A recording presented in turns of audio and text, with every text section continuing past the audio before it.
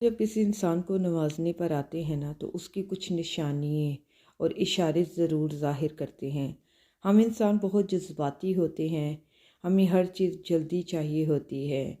ہم کن صرف پڑھتے ہیں لیکن فیا کن پر یقین نہیں رکھتے، جبکہ اللہ اور انسان کے درمیان سب سے گہرا رشتہ جو ہوتا ہے وہ یقین کا ہی تو ہے۔ اللہ پر بھروسہ رکھتے ہوں تو پھر اپنی قسمت سے کیوں ڈرتے ہو؟ یقین رکھو کہ وہ تمہیں لڑکھڑاتے ہوئے نہیں دیکھ سکتا، پر کبھی گرنے بھی نہیں دے گا۔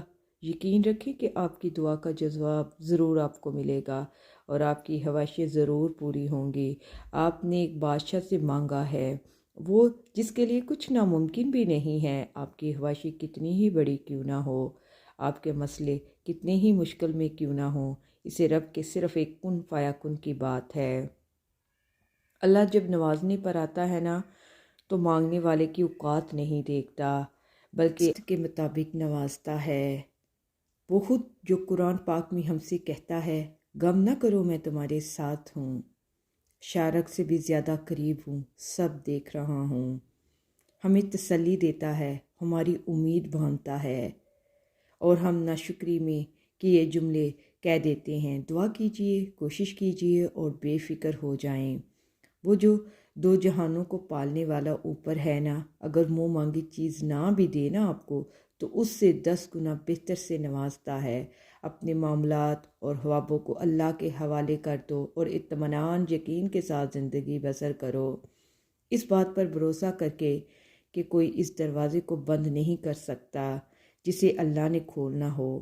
جب ہماری خاموش وجود کو کوئی نہیں سنتا تو اللہ ہی سنتا ہے، پھر اللہ ہر بار مل جاتا ہے جب تم اس کو پکارتے ہو۔ اپنے رب کے آگے خوب رو لیا کرو، سب دکھ کہہ دیا کرو، وہاں آنسو کے بدلے صرف دل کا سکون نہیں بڑا مقام بھی مل جاتا ہے تم کو۔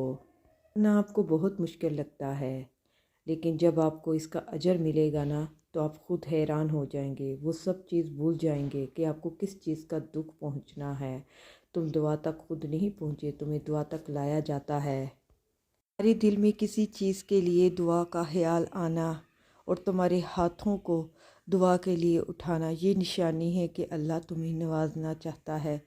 دیکھو اللہ دیکھ رہے ہیں کہ آپ کتنی اذیت میں ہیں اور کتنی مشکل سے صبر کو قائم رکھے ہوئے ہیں۔